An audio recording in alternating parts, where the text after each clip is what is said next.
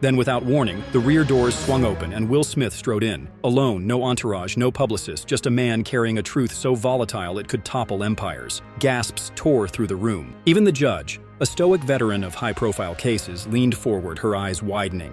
For years, Will had been a silent giant, dodging the rumors, the leaked court documents, the whispers of recordings too grotesque for public consumption. Diddy's trial had unearthed a cesspool of allegations, parties, manipulation, control, but no one expected this. Will's face was a mask of resolve, his steps deliberate, as if each one carried the weight of a decade's secrets. What had pushed him to this moment? A betrayal by someone he trusted? The private screening of those chilling videos? Or the unbearable guilt of staying silent while others suffered? Whatever it was, Will Smith wasn't here to play the hero of his blockbuster films. He was here as a witness, ready to expose a system of power and fear orchestrated by Diddy, a system that had ensnared Hollywood's elite and crushed those who dared resist. The trial's opening days had been a slow burn, a parade of procedural monotony that lulled the press into a daze. Reporters slouched in their wooden benches, sketching doodles in the margins of their notes, while attorneys traded whispers over legal pads. The air smelled of stale coffee and tension, the kind that comes when everyone knows something big is coming, but no one knows when. Then Will appeared, unannounced, unscripted, a lone figure cutting through the courtroom's haze. The chatter died instantly, replaced by a silence so thick it felt like the room held its breath. Diddy, seated at the defense table, was mid-sentence with his lawyer when he froze, his eyes locking onto Will. The judge's eyebrow arched, a subtle signal that even she sensed the shift. Will didn't pause for pleasantries. He bypassed the usual formalities, ignored the curious stares, and made a beeline for the witness stand. "I'm not here because I was subpoenaed," he began, his voice low but unwavering, resonating through the room like a drumbeat. "I'm here because I have to speak." The words landed like a grenade, and the courtroom braced for the explosion. Will's testimony began with a night that had haunted him for years, a memory he'd buried under layers of fame and success. It started with an invitation, innocuous on the surface, delivered through a mutual friend, a respected industry figure whose name carried weight. It was presented as an exclusive event, Will said, his eyes distant, as if reliving the moment. Diddy's annual party, a gathering of the elite, actors, musicians, moguls. A chance to network, to share ideas, to be seen. He'd attended similar events before, so he didn't question it. But the moment he arrived at the remote hilltop mansion, something felt off. The curving driveway was lined with black SUVs, their tinted windows reflecting the moonlight like unblinking eyes. Security guards, stone-faced and vigilant, stood at every entrance, not just the gates. "As soon as I walked in, they took my phone," Will said, his tone sharpening. "They called it a privacy measure, for everyone's safety and comfort, but it felt like they were hiding something." The room was dimly lit, the music soft and hypnotic, the air thick with the scent of expensive cologne and champagne. Mirrors lined the walls, angled in ways that made Will feel watched, scrutinized, even though no cameras were visible. For the first hour, the party seemed normal. Familiar faces, small talk, laughter that echoed a little too loudly. Will mingled with A-listers, their smiles polished but guarded, as if they all knew something he didn't. Then Diddy approached, his presence commanding, his smile sharp and calculated. "He pulled me aside," Will recounted, and said, "Now you'll see why our circle is so powerful." It wasn't a friendly invitation, it was a warning. Diddy led him to a lower floor, down a spiral staircase that seemed to descend into another world. What Will saw there sent a chill through him. The room was crowded, the air heavy with the smell of alcohol and sweat. Some guests, recognizable from blockbuster films and chart-topping albums, were in compromising positions, their eyes glassy, their movements sluggish. Others looked uneasy, as if they weren't there by choice. Diddy moved through the scene like a director, giving subtle nods to men with small recording devices. "I was meant to be confused, overwhelmed," Will said, his voice tightening.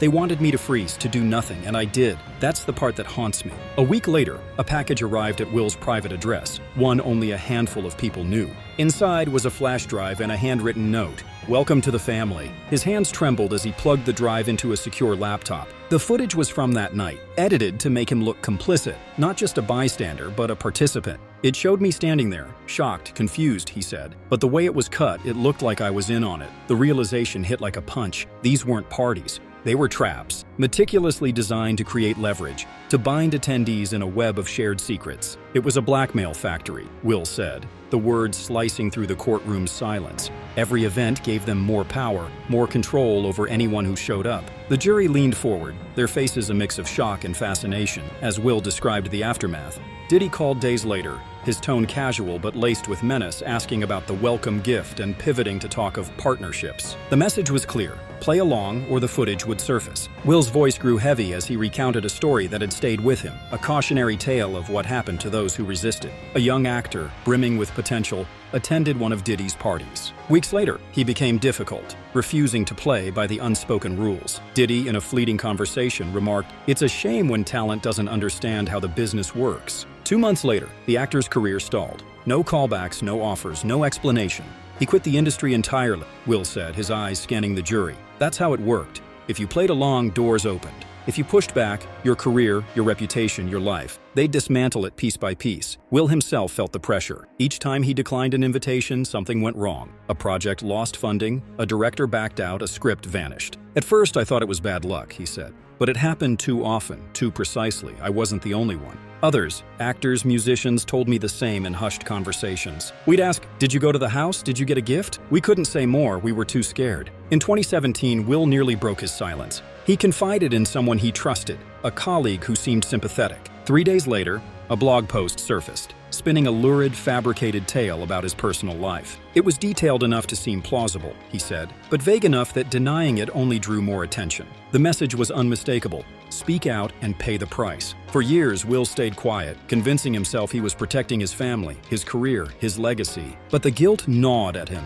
a constant reminder of the system he'd unwittingly helped perpetuate. "I made movies about bravery, about truth," he said, his voice cracking. "But I wasn't living it. I was complicit." The courtroom was silent, every word landing like a stone. The jurors, the reporters, even Diddy's legal team, they were riveted. The turning point came when another witness, a brave soul who dared to speak out, abruptly recanted their story. Will was at home watching the news alert flash across his screen. Allegedly, it never happened. He knew better. The details they'd shared matched his own experience too closely, down to the mansion's layout, the mirrors, the confiscated phones. "That's when I realized the machine was still running," he said. "People were still being silenced, sleepless, haunted by the faces of those he'd seen at the parties, the careers he'd watched crumble. Will made a choice. He contacted the prosecution, handing over everything. The flash drive, years of notes, emails, even a text from Diddy that read, "You're making this harder than it needs to be. I still have our first meeting to remind you of." The threat was no longer subtle. Will's hands clenched as he recalled it. He was saying he'd use the footage, that my kids would see their father in a light no one should ever see.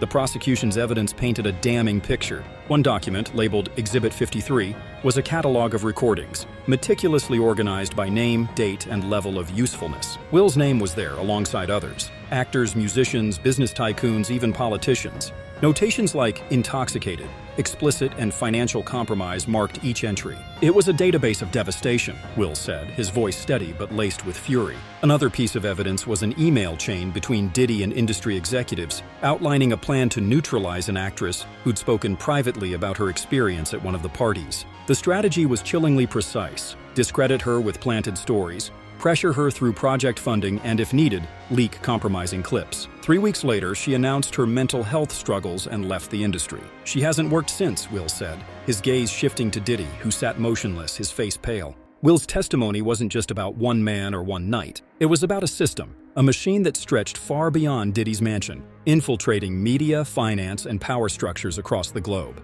If you were in, problems vanished, he said. Legal troubles, settled quietly, bad press, buried. But if you were out, rumors, hit pieces, anonymous leaks, they'd come for you. He described others who'd tried to escape, their careers evaporating, their relationships fracturing.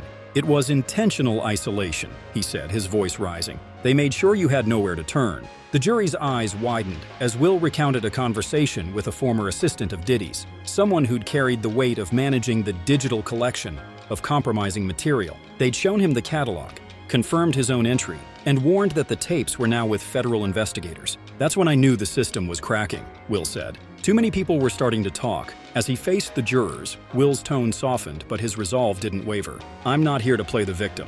I'm here because I stayed silent too long, and that silence hurt people. I had resources, a platform, protection others didn't. If I felt trapped, imagine what it was like for them." He turned to Diddy, his eyes unyielding. "You called it loyalty, family. You built an empire on threats, and it caged everyone around you." For the first time, Diddy looked shaken, his lawyer's frantic whispers falling on deaf ears. Will's final words were a quiet thunder.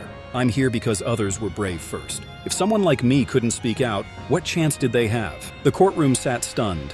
the weight of his words settling like dust after a storm. This wasn't just a testimony, it was a reckoning, a crack in the foundation of a system that had thrived in the shadows for far too long. The fallout was immediate. Reporters scrambled to file their stories, their fingers flying over keyboards as they tried to capture the magnitude of what they'd witnessed. Social media erupted, hashtags trending within minutes as fans and critics alike dissected Will's words. But the real impact was in the faces of the jurors, who'd seen the evidence, heard the truth, and now carried the responsibility of deciding what came next. Will stepped down from the stand, his shoulders squared, his gaze steady. He'd spoken not just for himself, but for the countless others who'd been silenced, their stories buried under the glitz and glamour of Hollywood. As the judge called for a recess, the room buzzed with a new energy, a sense that something fundamental had shifted. The trial wasn't over, but Will Smith had just changed its course and maybe the industry itself forever.